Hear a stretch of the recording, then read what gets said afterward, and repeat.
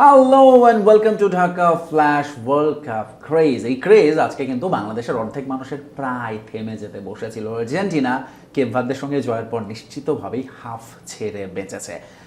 Round of 16 line up তৈরি, অর্থাৎ 48 দলের বিশ্বকাপ এখন এসে ঠেকেছে 16 দলে, এবং এই লড়াইটাও শুরু হয়ে যাচ্ছে আজকে থেকেই। 4টি দল কোয়ার্টার ফাইনালে 2টি স্পটের জন্য মাঠে নামছে আজকে। এর সঙ্গে আমরা হাই ভোল্টেজ ম্যাচ দেখে ফেলেছি, অনেকে বিদায় নিয়েছে এবং দারুণ শ্বাসরুদ্ধকর রোমাঞ্চকর সব খেলা হয়েছে। আর সব কিছু নিয়েই কথা বলবো স্টুডিওতে। আপনাদের সবাইকে স্বাগত জানাচ্ছি, আমি ফয়সাল তিতুমির, এবং আমাদের সঙ্গে আজকে আছেন Mazhar Mithun, sports journalist, analyst. Mithun, স্বাগত জানাচ্ছি আপনাকে। ধন্যবাদ আপনাকে। আমি যেগুলো বললাম বিশ্বকাপের আজকে আমরা অনেক কথা বলার আছে। কেমন গেল round of 32, quarter round of 16 line up কেমন, বাট আপনার সাথে আমার তো আলাপ শুরু করতে হবে ডিফারেন্ট বিষয় দিয়ে অলওয়েজ। আমি জানি আপনাকে দেখলেই মানুষ যেটা বলবে এই যে আসছে CR7 এর একমাত্র ভক্ত বাংলাদেশে, এবং যে ধরুন আপনি যেরকম হতাশ হয়ে গিয়েছিলেন রোনালদোকে দেখে, সবাই হতাশ হয়ে গিয়েছিল, এবং যেভাবে রোনালদো বলল আই এম ব্যাক, আপনিও তার উপর আসতে ফেললেন যে ব্যাক, এবং এখন আপনি রোনালদোকে নিয়ে স্বপ্ন দেখছেন সেমিফাইনালে যাবেন, যেখানে সামনে স্পেন বাধা দাঁড়িয়ে। এবং এই পারফরমেন্সের পরে এগেইনস্ট ক্রোয়েশিয়া, মানে এত কনফিডেন্স আপনার কিভাবে আসছে একটু বলবেন? না, আমার কনফিডেন্স তো মানে ধরেন গ্রুপ পর্বে শেষ দিকে এসেছে, এবং যখন মনে হচ্ছে যে ইউরোপের সাইডে পড়েছে, আপনি খেয়াল করে দেখেন দুই পাশে যেই আমরা যদি দেখি যেই হেড টু হেড বা যারা মুখোমুখি হচ্ছে রাউন্ড অফ 32 অথবা 16-এ, এক পাশে ল্যাটিন আমেরিকা এবং আফ্রিকান বেশি পড়েছে, এক পাশে ইউরোপ পড়েছে। সো আমার কাছে মনে হয়েছে যে ইউরোপটাই সেফ, এবং সেখানে পর্তুগাল আছে। আপনি খেয়াল করে দেখেন যে এই পাথওয়েটা আছে ক্রোয়েশিয়া, এরপরে স্পেন, এরপর যদি যেতে বেলজিয়াম অথবা মেক্সিকো মনে হয় আছে, তারপর ফ্রান্স, যাদের সাথে অনেকবার খেলেছে পর্তুগাল, একাধিকবার খেলেছে, এবং সবার সাথে বা সবার এগেনস্টে রোনালদোর গোল আছে। আপনি যদি লাস্ট ওয়ার্ল্ড কাপ দেখেন, হ্যাট্রিক করেছে, মানে এর আগের ওয়ার্ল্ড কাপে হ্যাট্রিক করেছেন রোনালদো স্পেনের এগেনস্টে। সো আপনি বলবেন ভাই সেই রোনালদো সেম না, আপনি বলবেন ভাই সেই স্পেন আর স্পেন সেম না, কিন্তু ভাই এক্সপিরিয়েন্স তো আছে, সে আত্মবিশ্বাস তো আছে। আপনি বাংলাদেশ যখন জিম্বাবুয়ে এগেনস্টে ক্রিকেট খেলে, তখন আপনি বলবো যে না এগিয়ে থাকবেই, বা হারুকা যদি মাঠে খেলা আলাদা, বাট ওই যে এক্সপিরিয়েন্সটা ওটা আছে। এবং প্রত্যেকটা দলের বিপক্ষে যে নাম বললাম, আপনি স্পেনের এগেনস্টে 4টা গোল, ক্রোয়েশিয়া এগেনস্টে 3টা গোল, বেলজিয়ামের এগেনস্টে 3টা গোল, ফ্রান্সের এগেনস্টে 2টা বা 3টা গোল করেছেন রোনালদো। তো তার তো কনফিডেন্স থাকবে, এবং তাদের সাথে তো অবশ্যই ন্যাশনালস লিগ হোক, ইউরো হোক, খেলেই তারা। তো এই দিক থেকে আমি কনফিডেন্ট যে যদি তাদের সাথে মুখোমুখি হয় নেক্সট ম্যাচে যখন জেতে, আমার মনে হয় এই দলটা সেমি খেলবে। সেমিতে যদি ফ্রান্স পড়ে তাহলে হয়তো বা টাফ হয়, বাট আমি এখনো যেহেতু এই ম্যাচটার খানিকটা দেরি আছে, অর্থাৎ পর্তুগাল এবং স্পেনের লড়াইটা হচ্ছে 6 জুলাই একদিন। So will talk about it later. এই মুহূর্তে আমরা একটু যদি পেছন ফিরে দেখি রাউন্ড অফ 32-তে, রাউন্ড অফ 16 লাইন আপে যাওয়ার আগে রাউন্ড অফ 32-র দিকে তাকালে আমরা দেখি যে সেখানে জার্মানি বিদায় ঘটে গেছে। এটাই বড় একটা হতাশা, সবচেয়ে বড় আপসেট, এটা নিয়ে কোনো সন্দেহ নেই। এই ওয়ার্ল্ড কাপেরই মনে করা হচ্ছে এটা সবচেয়ে বড় আপসেট, প্যারাগুয়ের কাছে হেরে জার্মানি বিদায়। বাট সবচেয়ে হার্ট ব্রেকিং কোনটা ছিল? অপশন দিই 3টা। নেদারল্যান্ডসের মরক্কোর কাছে হেরে চলে যাওয়া, সেনেগালের বেলজিয়ামের সঙ্গে ওরকম একটা মোমেন্টে বেশ নাটকীয়তার মধ্য দিয়ে তাদের বিদায়, নাকি কেপ ভার্দের হেরে যাওয়া আর্জেন্টিনার কাছে? 3টের মধ্যে বললে তো অবশ্যই আমি বলবো যে মানে ধরেন কেপ ভার্দেরটা তো হার্ট ব্রেকিং ছিল, কারণ তারা 3টে ম্যাচ খেলেছে গ্রুপ পর্বে, একটা হারেনি।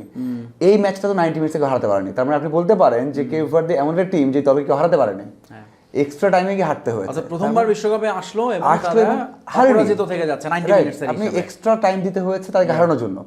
আপনি যদি ম্যাচ অ্যানালাইসিস করেন, আপনি বলবেন যে হ্যাঁ, আপনি এটা বলতে পারেন যে ম্যাচটা খুব ভালো হয়েছে, জিততে পারতো, অনেকেই বলছে, কিন্তু আমার কাছে মনে হচ্ছে যে অতটা সমস্যাই আর্জেন্টিনা পড়েনি, কারণ তারা কিন্তু প্রত্যেকবার লিড নিয়েছে আগে, তাই না? আগে লিড নিয়েছে, এবং এমনটা হয়নি যে আর্জেন্টিনা এই ম্যাচে মনে হয়েছে না যে তারা আসলে খেলাচ্ছে কেপ ভার্দেকে, লাইক তারা ওই ফ্লোতে যাচ্ছেই না, তারা তাদের মতো স্লো স্টেডি, জানতো যে সিচুয়েশন যা হবে আমরা খেলবো, তাই না? মানে কুল থেকে খেলেছে।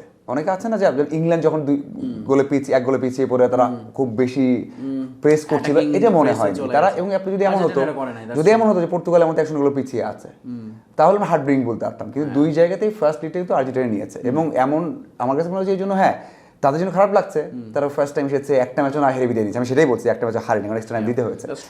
এবং দুটো ম্যাচে কিন্তু ওরা ক্লিন শিট রেখেছিল গ্রুপ পর্বের, 2টা ম্যাচে ওরা গোলই খায়নি, এবং একটা ম্যাচে তো 2-0 গোলে পিছিয়ে থেকে উরুগুয়ের সাথে। সো এটা আমার কাছে শুধু হার্ট ব্রেকিং না, আমার মনে হয় যে যখন এটাতে লেখা হবে বা যখনই এই ওয়ার্ল্ড কাপ নিয়ে কথা হবে, কেউ ভারতের কথা ফার্স্ট আসবে। ব্রাজিলের সঙ্গে জাপানের বিদায়টা কেমন ছিল? এটাও কি একটু হার্ট ব্রেকিং? আমি তো আগেই বলেছি, আমার সাথে কথা হয়েছিল, যেটা 2-1 বা 3-1 হবে। দেখুন লেগেসি এরকম ম্যাচে আপনার বড় একটা ভূমিকা রাখে। আপনি আর্জেন্টিনার কেপ ভার্দের কথা বলছেন, 2-0 পিছিয়ে থাকলেও আমি বলতাম যে আর্জেন্টিনা জিততো, এটা প্রেস করতো, মেসি গোল বের করতো, তখন তো লতারো মার্টিনেজ গোল করতো। মানে এই ক্ষেত্রে লেগেসিটা কাজে দেয়। তবে এই যে 2-0 গোলে পিছিয়ে থেকেও 85 মিনিট পর্যন্ত পিছিয়ে থেকে যে ম্যাচ জেতা যায়, সেটা কিন্তু বেলজিয়াম প্রুফ করে সেনেগাল। এবং এইটা আমার কাছে মনে হয়েছে যে এই মানে আফ্রিকান দলগুলোর বোধহয় এটা একটা শিক্ষা নেওয়ারও বিষয় আছে, যে হাউ টু উইন ম্যাচেস। মানে এইরকম মোমেন্টে, এই মোমেন্টে আসলে তো হেরে যাওয়ার কোনো কারণ নাই। আপনি যদি একটা ডিফেন্সের দেয়াল দাঁড় করায় দেন এবং ফিফার নিয়মের মধ্যে থেকে টাইম ওয়েস্ট করেন যে কোনোভাবে, মানে দ্যাটস হোয়াট ইউ ডু না এরকম কম্পিটিটিভ ম্যাচে। না, আমার কাছে আমারও এটা মনে হয়। আমি সবসময় বলি যে ল্যাটিন এবং হচ্ছে আপনাদের আফ্রিকান থেকে, তারা সবসময় কিন্তু মানে ফিজিক দিয়ে খেলে। আপনি পড়ে গেছে, বল যাচ্ছে এখানে, পড়ে গিয়ে হেড করার চেষ্টা করছে, হেড করে আসছে অপোনেন্ট ডিতে, আবার নিজের ডিতে চলে আসছে। মানে এটা কিন্তু আফ্রিকানরা বেশি করে, এই জন্য ইউরোপিয়ানরা ভয়ও পায়। মানে আপনি খেয়াল করতেন প্যারাগুয়ের সাথে কেন জার্মানি হারবে, ওরা যে পরিমাণ প্রথম দিকে ডিফেন্স করেছে। মানে আপনি খেয়াল করতেন ম্যাচটা আপনার মাথায় যদি থাকে, প্রথম 30 মিনিট জার্মানি যে পাসগুলো নর্মালি করে, মানে পাসগুলো ক্লিয়ার হয়, সেগুলো তারা ক্লিয়ার করতে পারেনি। কারণ তাদের যে সেন্স ছিল, যে ক্যালিবার ছিল, যে স্কিল ছিল, যে পাসটা করছে ওদের মাঝখান থেকে এত ফাস্ট রান করে বলটা নিয়ে যাচ্ছে, ওরা অবাক হয়ে গেছে। আমি নিজে অবাক হয়ে গেছি, ভাই কী করছে ওরা, মানে ওরা এতটা বেশি প্রেস করতে পারে ফিজিক দিয়ে। সো আমার মনে হয় তাদের ফিজিকটা ভালো, বাট তাদের ওই যে বললেন না যে মাথা দিয়ে কাজ করা কিছু, সেটা হয়তো বা শেখার বিষয় আছে। সাথে লাকটাও দরকার। আপনি যতই বলেন ওয়ার্ল্ড কাপ একটা ম্যাচ জয়, আপনার লাকটা রাইট। আজকে আমার আর্জেন্টিনা অ্যাম্বাসেডরের সঙ্গে কথা হচ্ছিল, আর্জেন্টিনা যে বিশ্বকাপ জিতবে কিনা এই প্রশ্নের জবাবে তিনি ঠিক এই কথাটাই বলেছেন যে অলসো লাক ইজ ইম্পর্টেন্ট। আপনি একটা ম্যাচ জিততে পারেন, হয়তো আপনি স্কিল দিয়ে জিতছেন, কিন্তু আপনি ট্রফি জিততে হলে লাকটা মাস্ট দরকার। অলরাইট, সো আমরা রাউন্ড অফ 32 নিয়ে তো কথাবার্তা হয়ে গেল মোটামুটি। আমরা যদি একটু 16-এর দিকে তাকাই, সেখানে আজকেই দুটি ম্যাচ, স্বাগতিক কানাডা এবং মরক্কো, এবং আরেকটা ম্যাচে মাঠে নামছে বিগ ম্যাচ, যার কথা বললাম, প্যারাগুয়ে এবং France. Big match, big match, Germany এবং ফ্রান্স হওয়ার কথা। ও গড, মানে আপনি থিঙ্ক করেন, আমরা আলোচনা করছি এটা জার্মানি এবং ফ্রান্স, দুইটা বিগ নেম। মানে এনিওয়ে এই ম্যাচগুলো নিয়ে তো আমরা কথা বলবো। তার আগে আমি একটু লাইন আপটা যদি শেয়ার করি, এবং সেখানে আমার কাছে প্রথমেই মনে হয়েছে যেটা বললাম, যে Portugal Spain is big match, biggest match of round of 16। United states versus Belgium, আমার মনে হয় এই ম্যাচটাও মজা হবে। ব্রাজিল ভার্সেস নরওয়ে, যেটাতে বাংলাদেশের দর্শকদের চোখ থাকবে, এবং এই ম্যাচে আসলে কি হয় না হয় সেটা নিয়ে এরই মধ্যে প্রচুর আলোচনা আমরা দেখছি। আরেকটা এন্টারটেইনিং ম্যাচ হবে আমার কাছে মনে হয় মেক্সিকো ইংল্যান্ড। এই ম্যাচে বেশ হাই ভোল্টেজ এবং হাই স্কোরিং একটা লড়াই হওয়ার সম্ভাবনা আছে। আর্জেন্টিনা আরও একবার ফিফারকে ম্যানেজ করে সহজ প্রতিপক্ষ পেয়েছে ইজিপ্ট। সত্যিই কি সহজ? এটা সহজ মনে হয়? Really you are doubting? মানে তুমি এটা নিয়ে সন্দেহ প্রকাশ করছো? এখন প্রত্যেকটা ম্যাচই মানে টাফ হবে এমনটা না। আমি বলতে পারবেন যে ভাই র্যাঙ্কিংয়ে পিছিয়ে, প্রত্যেকটা দল তাকে ড্র করার জন্য খেলতো। যখন গ্রুপ স্টেজ ছিল তখন মনে হতো না। কেপ ভার্দে কি করেছে, তারা কিন্তু ডিফেন্সিভ খেলেছে। প্রথম 3টে ম্যাচ খেয়াল করে দেখেন আপনি, যখন ওরা ব্যাকফুটে ছিল উরুগুয়ে গেছে, তখন তারা অ্যাটাক করেছে। তারা জানতো ড্র করলে আমাদের কাছে বেস্ট ফল পাচ্ছি। কিন্তু আপনি যখন নকআউট স্টেজে আছেন, আপনার কোনো অপশন নাই জেতা ছাড়া, হয় আপনি যেতে নাই বেড়ে চলে যান। সো সেই ক্ষেত্রে আপনাকে অ্যাটাক করবে, গোল সেভ করার চেষ্টা করবে, এবং যে কোনো দল। আর সেক্ষেত্রে তো অবশ্যই আপনি বলে যে স্পেন এবং পর্তুগাল সবসময় পর্তুগাল পিছনে রাখছেন। আমি সেখানেই বলছি যে পর্তুগাল এগিয়ে, যাই হোক ওটা পরে আসবো। কিন্তু আমার মনে হয় প্রত্যেকটা ম্যাচই, হ্যাঁ আপনি বলতে পারেন যে ভাই আর্জেন্টিনা তো এগিয়ে আছে, হ্যাঁ অবশ্যই আছে, কিন্তু অবশ্যই আমার মনে হয় যে ইজিপ্টও সেখানে কিছু ভালো ফুটবলার রয়েছে, ভালো করছে। এই ম্যাচটা তো ঘুরে ফিরে ইজিপ্ট ভার্সেস আর্জেন্টিনা, বাট একই সাথে যেরকম পর্তুগাল ক্রোয়েশিয়া ম্যাচে হয়েছিল, মডরিচ এখানে ভাই সালা মেসি দুইজনই খুবই প্রলিফিক। হ্যাঁ মেসি তো ধরুন তার সালার রোলটা একটু চেঞ্জ মনে হচ্ছে, খেয়াল করছেন আপনি সালার রোলটা? মানে ও তো লিভারপুল যখন খেলেছেন বা আমরা দেখেছি গোল মেশিন, তাই না? মানে গোল করেছেন, হ্যাঁ ও তৈরি করেছেন, কিন্তু এখানে পুরো রোলটা মনে হচ্ছে চেঞ্জ। মানে প্লে মেকার হিসেবে কাজ করছেন, মানে অ্যাসিস্ট করা যায় কীভাবে, দলকে কীভাবে ইউনাইটেড রাখা যায়, সেই কাজটা করছেন। সে ওই যে মারমুশ, তার যে সতীর্থ, তাকে দিয়ে দেখলাম যে বেশি খেলাচ্ছে। ওকে, আমরা একটু নজর দিই প্রথম ম্যাচটা, যেটা বেসিক্যালি কানাডা ভার্সেস মরক্কো, এবং কানাডাকে এই ম্যাচে আবারও খেলতে হচ্ছে আমেরিকায় গিয়ে, হিউস্টনে। বেচারা ঘরের মাঠে বিশ্বকাপ, কিন্তু ঘরের মাঠে তারা রাউন্ড অফ 32 খেলতে পারেনি, এই ম্যাচও খেলবে না। মরক্কোর সাথে তাদের, do you see any chances কানাডার? আমি যে একটু আগে বললাম যে বলা কঠিন, তবে মরক্কো যে ধারাবাহিক, মানে আপনি যদি এই ওয়ার্ল্ড কাপে বলেন, মানে এই ওয়ার্ল্ড কাপ কেন, লাস্ট ওয়ার্ল্ড কাপের পর থেকেই তো তারা ধারাবাহিক খেলছে। আমার না মরক্কোর দিকে তাই একটা জিনিস মনে হয়, আমি জানি না তুই আমার সাথে একমত হবে কিনা, যে এই দলটার বোধহয় কোনো উইকলিংস নাই, কোনো দুর্বলতা নাই। দেখ ডিফেন্স, মিডফিল্ড, অ্যাটাক, বরং ফ্রান্সেরও বলা যাবে যে ফ্রান্স অনেক সময় গোল কনসিড করছে, তাদের ডিফেন্স উঠে আসে, মানে ওরা সবাই গোল মানে ওদের ফিলোসফি হচ্ছে গোল আমরা 3টা খাবো 5টা দিব, 5টা দিব, এক্স্যাক্টলি, মানে তাই না? এক্স্যাক্টলি। ফ্রান্স চিন্তা করে ভাই আমাদের যে অ্যাটাক, ভাই ওদের তো অ্যাটাক কি, তাদের ডিফেন্ডাররা তো অ্যাটাক করতে চায়। হ্যাঁ, আপনি থিও হার্নান্দেজ খেয়াল করেন, ও তো মনে হয় যে মার্সেলের মতো বলেই থাকে। সো এইরকম রাবিয়ের তো ফরওয়ার্ডে গিয়েই খেলে সবসময়। তো ওরা চিন্তা করে 3টে গোল খেলে আমরা 5টা দিব, কিন্তু মরক্কো মানে ওরা ধরে রাখতে পারে, ডিসিপ্লিন একটা ফুটবল খেলে, রাইট। এবং সবচেয়ে বড় বিষয় হচ্ছে এত ধারাবাহিক কিভাবে হয়, Yeah.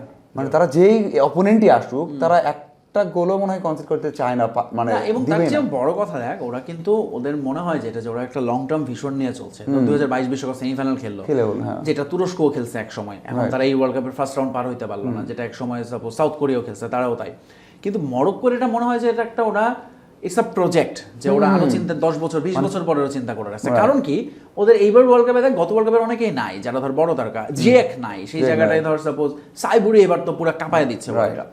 সো আমার মনে হয় যে এরা হয়তো নেক্সট ওয়ার্ল্ড কাপে আরো পরিণত হয়ে আসবে, কারণ হাকিমি চলে যাবে, অনেকে চলে যাবে, অনেকে মুনও বয়স চলে যেতে আবার পারে। সবার বয়স কিন্তু খুব বেশি না, আপনি খেয়াল করেন, মানে খুব বেশিও বেশিও না, অনেকেও থাকতে পারে।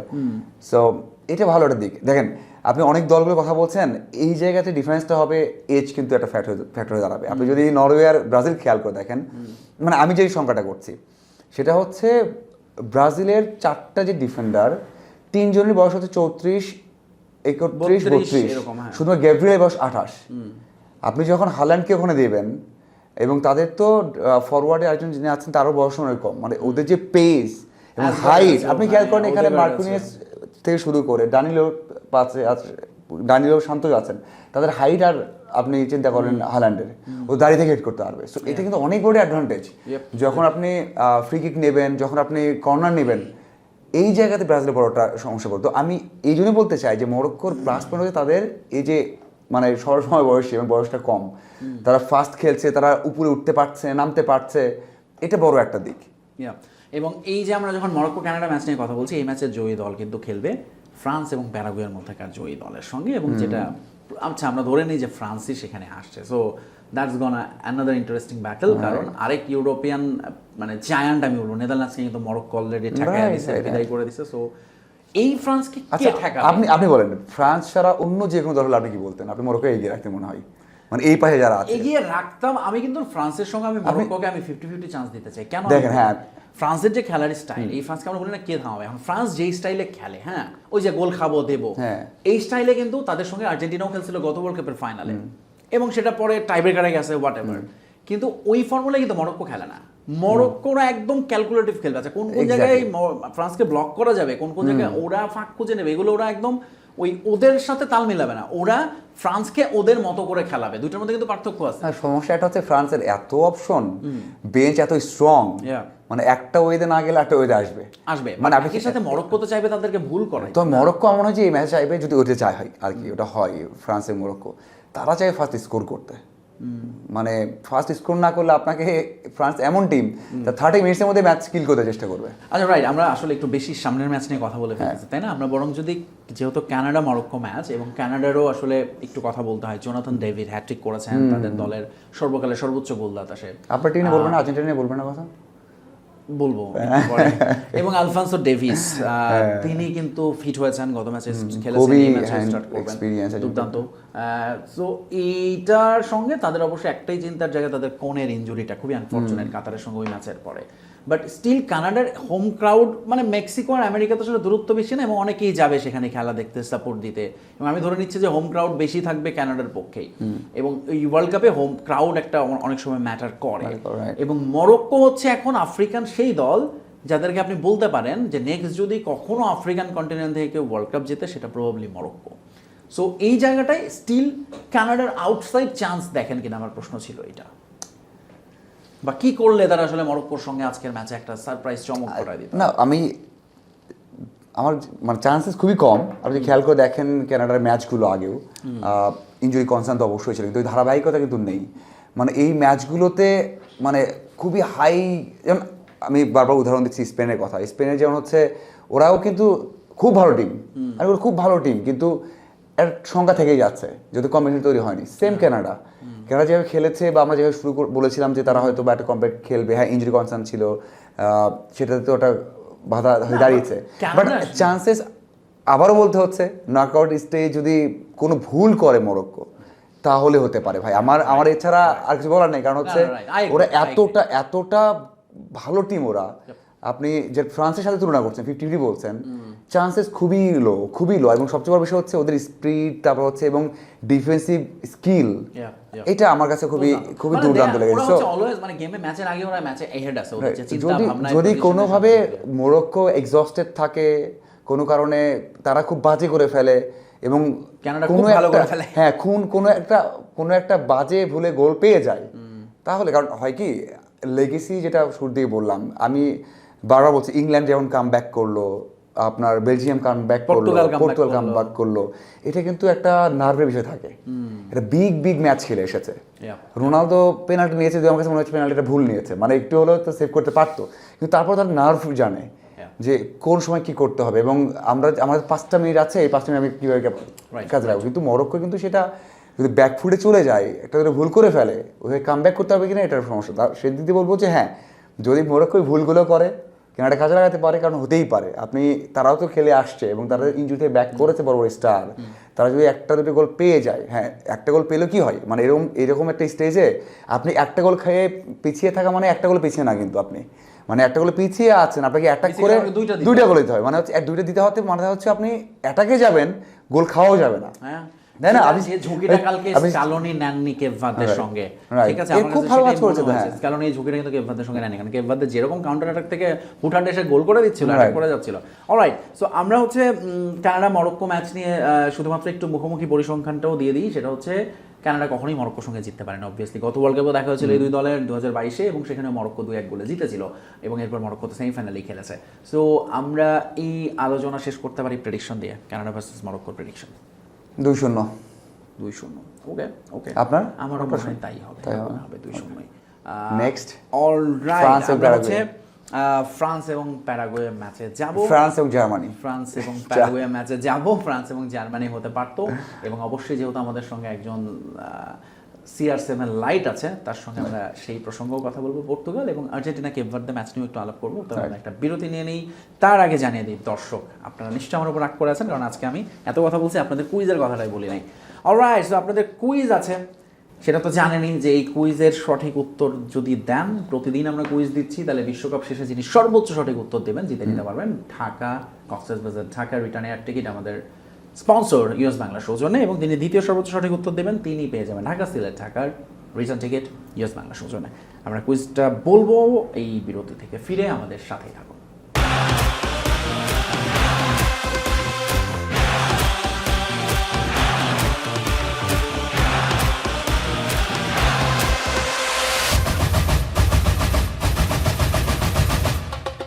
চলছে ওয়ার্ল্ড কাপ ক্রেজ, ঢাকা ফ্ল্যাশের আয়োজন। আপনাদের সাথে আছে আমি ফজল তিতুমির, এবং আমার সঙ্গে আছেন স্পোর্টস জার্নালিস্ট মাজহার মিঠুন। দর্শক, কুইজের কথা বলছিলাম, কুইজটা বলে দিই। প্রশ্ন হচ্ছে যে বিশ্বকাপ ফুটবলের ইতিহাসে সবচেয়ে বেশিবার লাল কার্ড পেয়েছেন কোন প্লেয়ার? আমি 4টা অপশন দিচ্ছি। Option A Luis Suarez, option B Sergio Ramos, option C Zinedine Zidane, এবং অপশন ডি মার্কো মাতেরাজ্জি। ঝটপট সঠিক উত্তর দিয়ে ফেলুন আর জিতে নিন ইউএস বাংলার সৌজন্যে ঢাকা কক্সবাজার ঢাকার টিকিট এবং ঢাকা সিলেট ঢাকার টিকিট। অবশ্যই বিশ্বকাপ ফাইনাল পর্যন্ত আমাদের সঙ্গে থাকতে হবে। ঢাকা ফ্ল্যাশের Facebook page, YouTube channel subscribe করবেন, লাইক কমেন্ট শেয়ার করতে ভুলবেন না, এবং অবশ্যই আমাদের www.dhakaflash.com এই ওয়েবসাইটও ভিজিট করবেন। ওকে, আমরা খেলায় ফিরে যাই। মাজার, অফকোর্স আমি জানি যে রোনালদো পর্তুগাল নিয়ে অনেক কিছু তোমার বলার আছে, বাট তার আগে আমরা একটু বলে নেই যে ফ্রান্স প্যারাগুয়ে এই ম্যাচটার, আমার মনে হয় যে ম্যাচটা তো আলোচনার কিছু নাই, বাট প্যারাগুয়ে যেভাবে জার্মানিকে চমকটা দিছে, সেই চমক আসলে ফ্রান্সকে তারা ওই একই ফর্মুলা নিশ্চয়ই তাদের মাথায় কাজ করবে যাচ্ছে। আমরা দেখি ফ্রান্সকেও যদি এইভাবে ওই রকম ডিফেন্সিভ ব্লক তৈরি করা, কিন্তু ফ্রান্সকে আটকানো পারবে। আপনি 120 মিনিট পারবে তারা, মনে হয় ফ্রান্সকে আটকে রাখতে? একদমই না। আমার মনে হয় যে জার্মানি খুবই খারাপ কাজ করেছে, যে তারা মানে তাদের ডিফেন্সের কাছে মানে একেবারেই নত হয়ে গেছে, মানে তারা আর ওইভাবে চেষ্টা করেনি হার্ডলি। মানে আমি দেখেছি না, বললাম ফার্স্ট 30 মিনিট পুরো ম্যাচ যদি দেখেন, বেশি ফার্স্ট 30 মিনিটসে তারা মনে একটা সিদ্ধান্ত চলে গিয়েছিল যে স্কোর করতে পারবো না আমরা, মানে এতটাই ভালো ওই ডিফেন্স যে এক্সপেরিয়েন্স ম্যাটার্স আসলে, এই দলটার অভিজ্ঞতা এত কম, এবং ফ্রান্সকে আপনি পারবেন না, বললাম না ওদের A B C D option আছে, তাদের এত স্ট্রং এই ম্যাচে অলিজে বা এমবাপ্পে বা ডেম্বেলে কারো গোল করা লাগতেছে না, বারকোলা গিয়ে গোল করে দিচ্ছে, রাইট, তাই না? আমার মনে হয় না এমবাপ্পে, মানে এমবাপ্পে শুধুমাত্র স্কোরার না, এখন ভালো ক্যাপ্টেন্সি করছেন, দলটাকে এক রেখেছেন, সাথে হচ্ছে নিজে স্কোর করছেন, যখন নিজে ওকে দেখছে যে তার কাছে মানে বেশি তাকে চোখে চোখে রাখা হচ্ছে বা তাকে ট্যাকল করে রাখা হচ্ছে, অথবা বোতলবন্দি বাংলা ভাষায় যেটা বলে, তখন পাস করছেন, কি পাস করেছেন না, এর আগে ডেম্বেলেকে 2টা গোল করিয়েছেন, তাহলে তো অ্যাসিস্ট করা। সো আমার মনে হয় না পারবে, তারপরেও তো অবশ্যই চেষ্টা করবে, আমি বললাম নকআউট স্টেজে সবাই চেষ্টা করবে এবং তারাও জিততে চাইবে। আর আমার প্যারাগুয়ের ওই একই স্ট্র্যাটেজি থাকবে যে কোনোভাবেই হোক যেন স্কোর না, মানে করতে না দিয়ে 120 মিনিট শেষ করে টাই ব্রেকারে যাওয়া যায়, কারণ তারা এমবাপের মানে যে দলটা, ফ্রান্সের যে ডিফেন্সটা আছে, সেখানে মনে হয় না খুব বেশি একটা পরীক্ষা নিতে পারবে। সো আমার মনে হয় ইজি হবে। আপনি যদি বললেন যে এর আগে বলেছেন যে যেটাই হোক, জার্মানি হোক, নেদারল্যান্ডস হোক, যার সাথে ভালো খেলুক, কিন্তু ফ্রান্সের এগেনস্টে পারবে না, আমি মনে হয় বড় ব্যবধানে জিতবে। এটা স্কোরটা হয়তো বা 2 বা 3 গোল হলেও অবাক করা থাকবে না। রাইট, আমরা যেহেতু মোটামুটি এই দুটো ম্যাচে আছে আজকে, তার আগে সকালে আমরা আর্জেন্টিনা কেপ ভার্দের ম্যাচটা দেখে ফেলেছি একদম। এবং এই ম্যাচে আমি বলবো যে আর্জেন্টিনা বেশ বড়সড় চ্যালেঞ্জের মধ্যেই পড়েছে এবং এটাতে ভালো হয়েছে, কারণ তারা আসলে সব মোটামুটি র্যাঙ্কিং এর আসলে এখনো পর্যন্ত তারা টপ 10 র্যাঙ্কিং এর কারো মুখোমুখি হয়নি। তার আগে কেপ ভার্দের কাছ থেকে চ্যালেঞ্জটা দরকার ছিল। আমি শিওর যে স্ক্যালোনি তার এখন ফাইন টিউনিং এবং কোন জায়গায় আসলে ডেভেলপমেন্ট করতে হবে সেটা করে নেবেন। এখন এই যে প্রশ্নটা উঠছে, আমরা সেই আলোচনায় যাবো না যে আর্জেন্টিনা সহজ প্রতিপক্ষ পায়, ফিফার সেটা লিওনেল মেসিকে পছন্দ করে, বরং এই আলোচনাটা করি যদি মাজার, যে এই যে সহজ প্রতিপক্ষই যদি আমি ধরে নিই কেপ ভার্দে, ইজিপ্ট, এইটা আসলে আর্জেন্টিনার বিগ ম্যাচের আগে এই ধরনের ম্যাচ খেলাটা আসলে তাদের জন্য এটা কি নেগেটিভ না পজিটিভ? না, অবশ্যই আপনি নেগেটিভ ভাবে বলতে পারেন। হ্যাঁ, পজিটিভ বলতে পারে যে তাদের উইনিং মেন্টালিটি তো আলাদা বিষয়, মানে ম্যাচ জিতছে, গোল পাচ্ছে, কম রিস্ক নিয়ে তারা ম্যাচ জিতছে। কিন্তু আপনি যদি আবার এটাও দেখেন যে তার স্ট্রাইকাররা বা ফরওয়ার্ডার গোল পাচ্ছে না, আপনি যদি দেখেন যে ডিফেন্সের কেপ ভার্দের এগেইনস্টে 2টা গোল কনসিড করে, এটাও তো একটা ভালো দিক না। আপনি জর্ডানের এগেইনস্টে একটা গোল খেয়েছেন, কতটুকু কম্বিনেশন হয়েছে, আমার স্ক্যালোনি হয়তো তার ফুল মানে যে স্ট্রেংথের টিমটা সেটা মনে হয় গোছাতে পেরেছে এখন পর্যন্ত। এটা একটা দিক থাকে। আপনি দেখেন সবসময় বড় দলের বিপক্ষে খেললে, ড্র করলে, হারলে আমরা কথা বলি যে ফাইন টিউনের জায়গা থাকে অথবা ভুল থেকে শিক্ষার বিষয় থাকে। আর্জেন্টিনা যেমন লাস্ট ওয়ার্ল্ড কাপে প্রথম ম্যাচটা হেরে গিয়েছিল, মানে ওই ম্যাচটা না হারলে মনে হয় না তারা জিততে পারতো, বিশ্ব জিততে পারতো, আপনি যতই বলেন। তখন এরপর থেকে চেঞ্জ হয়ে গেছে। সো এরকম একটা ধাক্কা অনেক সময় কাজে দেয়। সো আমার মনে হয় যে আপনি যতটা না পজিটিভ দিক আছে, তাতে নেগেটিভ দিক বেশি। আপনি ফিজিক বুঝতে পারছেন না তো যে আপনি কত হাই ইন্টেন্ট ম্যাচ খেলবেন নেক্সট। যদিও আমার কাছে মনে হয় মোরক্কো মানে কেপ ভার্দের থেকে খুব বেশি ভালো খেলতে পারবে না। কেপ ভার্দে একটা কম্প্যাক্ট ফুটবল খেলেছে, তারা ড্রয়ের জন্য খেললেও তারা তাদের যে কৌশলটা সেটা মানে পুরোপুরি কাজে লাগাতে পেরেছে। কিন্তু আমার কাছে যেটা মনে হয়েছে, আমি যেটা ইজিপ্টের যে খেলাটা দেখেছি, আমি সবশেষ ম্যাচটাও আমি দেখলাম, তাতে মনে হয়েছে যে তারা একটা গ্যাপ রাখে অস্ট্রেলিয়ার সঙ্গে, মানে আপনি তো দেখেছেন নিঃসন্দেহে, মানে অনেক বড় একটা গ্যাপ রাখে।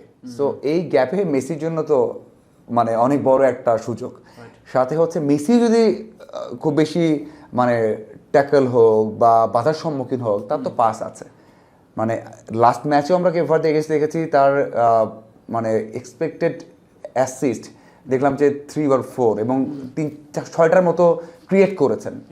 সো এই যে ক্রিয়েট করা, ওয়ার্ল্ড কাপে ইতিহাসে মেসি হচ্ছে সবচেয়ে বেশি চান্স ক্রিয়েট করা। এই জায়গাতে এমন হয় যে কেপ ভার্দের থেকে মানে অ্যাটাকিং যে জোনটা আছে সেখানে বেশি স্কোপ পাবে আর্জেন্টিনা। তবে যেটা আপনি বললেন যে আমি একেবারেই একমত যে বড় দলে এগেইনস্টে খেললে যদি এটা গ্রুপ পর্বে হতো খুব ভালো হতো। একদমই তাই। এখন তো নেই, এখন তো গত ওয়ার্ল্ড কাপের কথা মনে করি, তাদের আর্জেন্টিনা এমন কঠিন ম্যাচ খেলে আসতে হয়েছে। নেদারল্যান্ডসের সঙ্গে ম্যাচটা দ্যাট ওয়াজ লাইক ফাইনাল, তাই না, কোয়ার্টার ফাইনাল। তো এই জন্য যদি আগেই পড়তো একটা ম্যাচ ড্র হতো, হেরে যেত, আপনার থার্ড পজিশনও ছিল, এখন তো অপশন নেই। আপনি এখন খেলছেন কেপ ভার্দে, এরপর যাচ্ছেন আপনি ইজিপ্ট, তারপর আপনি যদি ইংল্যান্ড পেয়ে যান, না এই পাশে পড়বে মনে হয় পরের ম্যাচ পড়বে কলম্বিয়া কিন্তু ইজি হবে না, মানে অতটা ইজি হবে না। ওরা তো একসাথে খেলেছে এবং বিশ্ব বাছাই পর্বে কিন্তু কলম্বিয়া খুব ভালো করেছে। সো এই যে হঠাৎ করেই আপনার বড় চ্যালেঞ্জে যাওয়া, এটা অবশ্যই আমার মনে হয় যে ইতিবাচক দিকের থেকে নেতিবাচকটা বেশি আছে। ওকে, এন্ড হোয়াট অ্যাবাউট ব্রাজিল নাও? আমরা ব্রাজিলকে জাপানের সঙ্গে দেখেছি, ব্রাজিল গ্রুপ পর্বেও আসলে আমি বলবো না যে তাদের গ্রাফটা এরকম ছিল, উত্থান পতনই বরং ছিল মরক্কোর সঙ্গে, হাইতির সঙ্গে ওই ইভেন্ট জিতলেও ঠিক মন ভরায় রাইট, সেকেন্ড হাফ তো খেলতেই পারে না ভালো। সো এগেন্স্ট নরওয়ে যারা খুব এন্টারটেইনিং ফুটবল খেলছে, ভয়ডরহীন ফুটবল খেলে, হালান্ডের মতো একটা বিস্ট আছে এই দলে, সেখানে কি মনে হয় যে জাপানের চেয়ে নরওয়ে মানে আরো বেশি টেস্ট নেবে ব্রাজিল? অনেক বড় টেস্ট নেবে, অনেক বড় টেস্ট নেবে। আপনি জাপান, আপনি যতই বলে এই নাম শুনে আপনি ভাববেন যে এশিয়ার টিম তো, আপনি একটা আমি ছোট করছি না, আপনার ওটা আসবে যে তাদের মধ্যে তো ওই ওয়ার্ল্ড কাপ জিতবো সেই ইয়েটাও নেই। আমরা ওয়ার্ল্ড কাপ সেমি খেলবো, ওই আত্মবিশ্বাসটা পাওয়া কঠিন। এবং তাদের মানে স্কিল বলেন, বেড়ে ওঠা বলেন, ওই টাফনেস থাকে না। কিন্তু নরওয়ে যাদের সাথে খেলে বা যেভাবে এসেছে এখন যারা খেলেছে, এটা তো অবশ্যই তাদেরকে বড় একটা পথ দেখায়। এবং আপনি যেটা বললেন যে জাপান এবং নরওয়ে, দেখেন নরওয়ের এগেনস্টে কিন্তু ব্রাজিল কখনো জেতেনি, কখনো জেতে নাই, 4টা ম্যাচ খেলেছে, 4টা ম্যাচের মধ্যে 2টা ড্র, 2টা হেরেছে। আর এবার যে টিমটা ব্রাজিল খেলছে এটা কিন্তু আপনি যদি বলেন যে ওয়ার্ল্ড কাপের সবচেয়ে উইকেস্ট টিম, মানে গত কয়েক এর মধ্যে ব্রাজিল কোয়ার্টার ফাইনালে যায় বা রাউন্ড অফ 16-এ মনে হবে দলগুলো সবচেয়ে নিচের দিকেই থাকবে তারা, তাই না? রাইট, মানে ওটাই বললাম তো, এতটা স্ট্রং টিম না, যে টিমকে তারা হারিয়েছে এর আগে আরো স্ট্রং টিম ছিল। সো এটা একটা মানে ব্যাক অফ দ্য মাইন্ডে থাকবে। এবং সবচেয়ে বড় বিষয় হচ্ছে যে আমি শুরুর দিকেই বললাম যে তাদের ডিফেন্স এবং মাঝমাঠে ক্যাসিমিরো যে ভুলগুলো করেছেন, যদি এই ভুলগুলো এখন এসে করেন, এবং হাল্যান্ড শুধুমাত্র তো এই ওয়ার্ল্ড কাপ না, তার দেশের হয়ে আগের ম্যাচগুলো, ভাই ম্যান সিটির লেজেন্ড হয়ে গেছেন এর মধ্যে, মানে একের পর রেকর্ড ভেঙেছেন। রোনালদো হোক, সুয়ারেজ হোক, সালা হোক, তাদের রেকর্ড ভেঙেছেন খুবই কম ম্যাচে। এক মৌসুমে সবচেয়ে বেশি গোল করা, চ্যাম্পিয়ন্স লিগে বেশি গোল, ভাই সব রেকর্ড তার। এটা এমন না ভাই যে নরওয়ের কোনো আপনার লিগে করছেন, ইপিএলে করছেন, মানে ওয়ার্ল্ডের বেস্ট লিগে তিনি বেস্ট গোল করেছেন। সো তাদের এগেনস্টে এমন একটা নামই যথেষ্ট। রোনালদো, মেসি, নেইমার যেমনটা এসেছে আলোচনায়, এই ম্যাচে সবচেয়ে বেশি স্পটলাইট হাল্যান্ডের দিকে থাকবে। এবং আমার মনে হয় যে হাল্যান্ড মানে ড্যামেজ করতে পারে।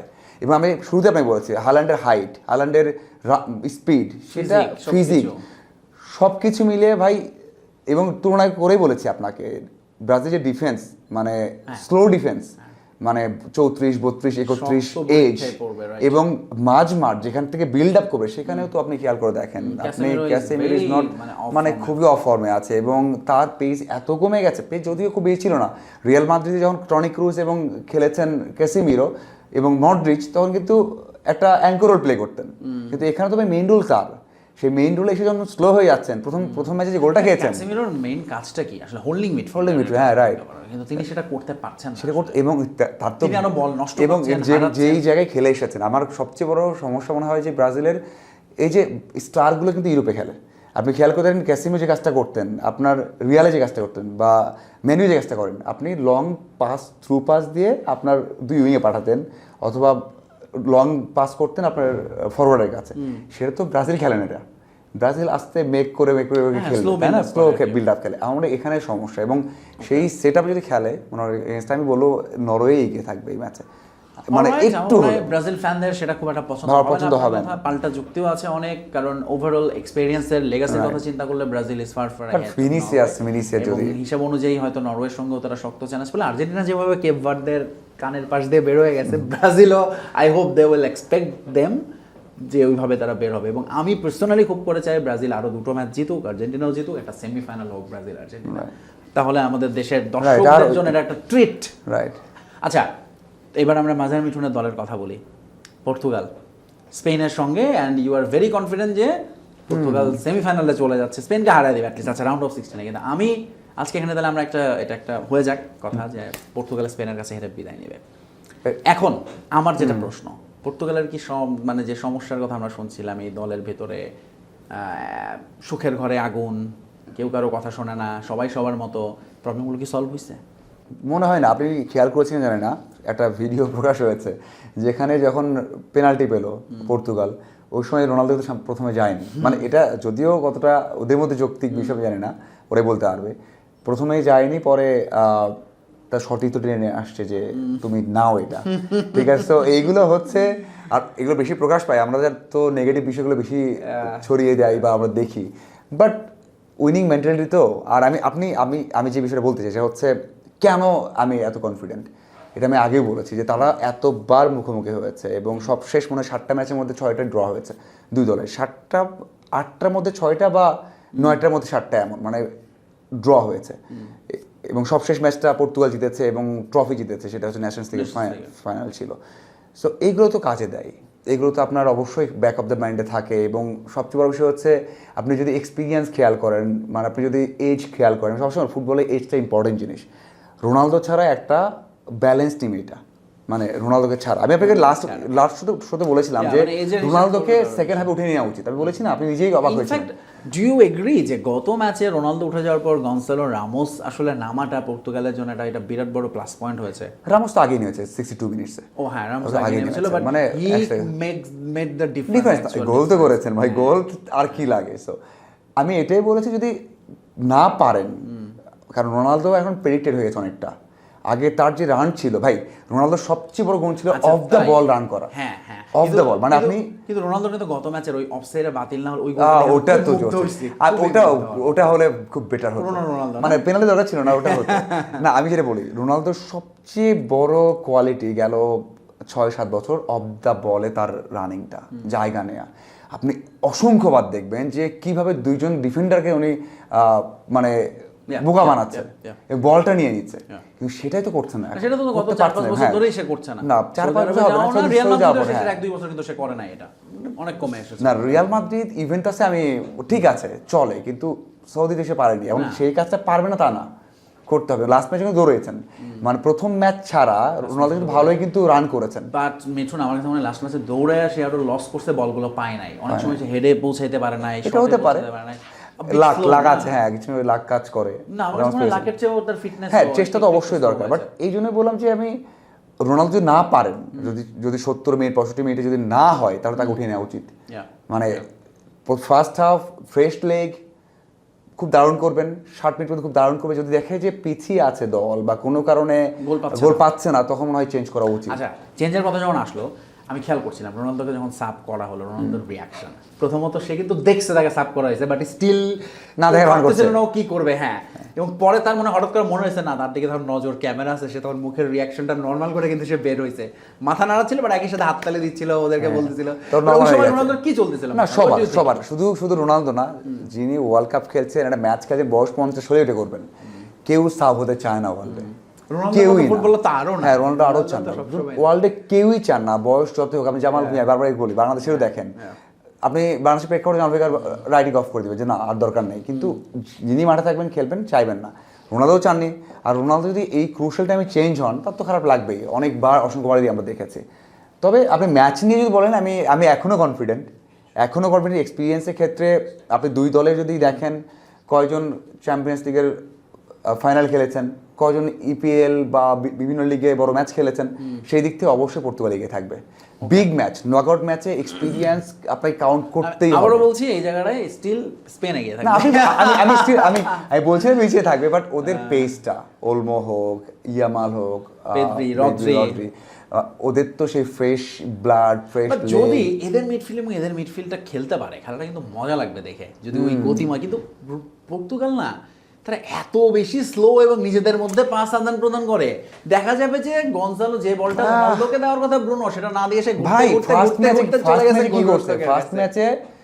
ফুল অ্যাটাকে, মানে থার্ডের মধ্যে ঢুকে গেছে, সেখান থেকে ব্রুনো বল নিয়ে আস্তে আস্তে গোল করে নিয়ে আসলো। মানে এর থেকে প্যাথেটিক, মানে চোখের জন্য কত শাস্তি এটা। রাইট। আচ্ছা মিঠুন, আমরা শেষ দিকে চলে আসছি। আমরা তো ক্রিস্টিয়ানো রোনালদোকে নিয়ে কথা বলছি, তার আরেকটা ভিডিও ভাইরাল হয়েছে, আমিও দেখছি। আমি অবশ্য লাইভের মধ্যে, রোনালদো ভাইরাল হলে ভাইরালই যেতে হবে। আচ্ছা, আমি যখন দেখছি লাইভের মধ্যে আমার চোখে পড়ছে যে did he actually say that shot নেওয়ার সময়, পেনাল্টি নেওয়ার সময়, মানে তার লিপসিং নিয়ে মনে হচ্ছে বিসমিল্লাহ টাইপ কিছু একটা বলছে, এবং এটা কিন্তু এখন সোশ্যাল মিডিয়ায় সয়লাভ, সব জায়গায় এটা নিয়ে মোটামুটি বিরাট বড় একটা আলোচনা চলছে। গোল করেছে, জিতেছে, কোনো আলোচনা নাই, আলোচনা হচ্ছে বিসমিল্লাহ বলেছে। What do you think? হ্যাঁ না এটা আমরাও দেখেছি, এবং অনেক বড় বড় টিভি চ্যানেল বা যে বাইরে যেগুলো সবাই শেয়ার করছে, কন্টেন্ট বানিয়েছে, নিউজ হয়েছে। দেখুন, রোনালদো তো সৌদি যাওয়ার পরে লাইফস্টাইল চেঞ্জ, তার ফ্যামিলি লাইফস্টাইল চেঞ্জ, সবচেয়ে বড় বিষয় ফ্যামিলি লাইফস্টাইল চেঞ্জ পুরো। এবং সবচেয়ে বড় বিষয় হচ্ছে যখনই কাউকে দেখেন সালাম দেন। আর খেয়াল করছেন জানেন না, যখনই দেখেন, কিন্তু মানে সবাইকে না, যখন মাঠে ঢোকেন তখন সালাম দিচ্ছেন, পরিচিত যারা আছেন আশেপাশে দেখে সালাম দিচ্ছেন, আসসালামু আলাইকুম, আপনি না, তার তো lifestyle অন্যরকম। matters না। সে সৌদিতে কত বছর হলো? 3 বছর হলো না? 3 বছর, হ্যাঁ 3 বছর So, হয়েছে, long time, লং না? টাইম। তো এই যে কালচারটা ঢুকে গেছেন এবং তখন যেখানে খেতে যাচ্ছেন, বসতে যাচ্ছেন, যখন সৌদি আরবে যারা প্লেয়াররা আছেন খাওয়ার আগে বলতে হয় বলতে হচ্ছে, বিসমিল্লাহ। হ্যাঁ, তারা তো আশেপাশে সবাইকে দেখছেন, সবাইকে দেখছেন। মানে Okay, বসে আছেন বিসমিল্লাহ বলছেন। প্রতিদিন এটা ইভেন হতে পারে। আপনি দেখেন যারা সৌদির প্লেয়াররা আছেন তারা যখন মাঠে নামেন তারা কিন্তু বিসমিল্লাহ বলেই নামেন। ভাই মরক্কো তো কি করে, গোল দেওয়ার পর জিতলেই সেজদা করতেছে মাঠে সবাই তো মিলে। ওটা সেম, ওরা যখন দেখছে তার প্লেয়াররা সতীর্থ 7 জন, পাশে রোনালদো, সবাই নামছেন বিসমিল্লাহ বলে, বলে কিক নিচ্ছেন বিসমিল্লাহ বলে, এসে যখন পানি একটা খুলছেন, প্রভাব ফেলে। পানি খাচ্ছেন বিসমিল্লাহ বলে, খেজুর খাচ্ছেন বিসমিল্লাহ বলে, ওই অভ্যাসটা তৈরি হয়ে গেছে। সো সত্য কি মিথ্যা বলেছেন কি বলেন, এটা রোনালদো বলে বলা যাবে? কেউ কেউ বলছেন যে তিনি একটা পর্তুগিজ কোনো শব্দ হতে পারে, বলেছেন, কিন্তু বিসমিল্লাহ বলে আমি অবাক হবো না, কারণ আশেপাশে ইভেন যদি তার বাসায় যখন যাচ্ছেন, না, না, এই বাসায়- ব্যাখ্যাটা খুবই মানে তাই না? যুক্তিযুক্ত এবং এটা এবং গ্রহণযোগ্য। বাসায় যখন যাচ্ছেন, বাসায় গেটম্যান থেকে শুরু করে উপরে উঠছেন, প্রত্যেকটা সবাই জায়গায় সালাম কিন্তু দিচ্ছে, ভাই সালাম সালাম দিচ্ছেন, আলাইকুম। এবং ওই যে লিফটে যে যার সাথে উঠছেন তিনিও কিন্তু বিসমিল্লাহ বলেই ওঠেন। এবং হয়তো তার তাই না? সামনে লেখা থাকে সব জায়গায় বিসমিল্লাহ রাইট, বিসমিল্লাহ সো লেখা এটা থাকে। এটা আমার মনে হয় যে খুব ওকে normal। মাজার মিঠুন, শুভকামনা আপনার দল। আমি দেখা জানি হবে না, পর্তুগালের আর জয়ের- একটা ম্যাচই নাকি দেখা হবে semi-final পর্তুগাল যাবে। জয়ের পর। Yes, তাই না? we'll catch up later. Yeah. Thank you very much মাজার মিঠুন আমাদের সঙ্গে যোগ দেওয়ার জন্য। Thank you. দর্শক, আমি জানি না আপনারা কেমন এনজয় করেছেন, বাট আজকে আমার কাছে বেশ মজা লেগেছে এবং আপনাদের জন্য মজার একটা কুইজ তো চলছেই, যেটা থেকে আপনি পেয়ে যেতে পারেন ঢাকা কক্সবাজার ঢাকা এবং ঢাকা সিলেট ঢাকার 2টি রিটার্ন টিকিট বিশ্বকাপ ফাইনাল পর্যন্ত। সেজন্য আপনাকে যেটা করতে হবে, আমাদের সঙ্গে থাকতে হবে। আমাদের ঢাকা ফ্ল্যাশের Facebook page, YouTube channel subscribe করে ফেলেন, লাইক করেন, কমেন্টস করেন, সঠিক উত্তর দিন ফাইনাল পর্যন্ত, আপনাকে আমরা এই পুরস্কারটা দিব, কথা দিলাম। আজকে প্রশ্ন তো নিশ্চয়ই মনে আছে যে বিশ্বকাপ ফুটবলে সবচেয়ে বেশি লাল কার্ড পাওয়া খেলোয়াড়কে, ঝটপট উত্তর লিখে দিন আর যুক্ত থাকুন ঢাকা ফ্ল্যাশের সঙ্গে। আমাদের ওয়েবসাইট ভিজিট করুন, আমাদের ফেসবুক পেজ এবং ইউটিউব চ্যানেলের সাথে থাকুন। আজকের মতো শেষ করছি আমি ফয়সাল তিতুমি। দেখা হবে আবারও আগামীকাল বিশ্বকাপের আরও নানান সমস্ত ম্যাচের খবরাখবর নিয়ে। Bye bye, tata.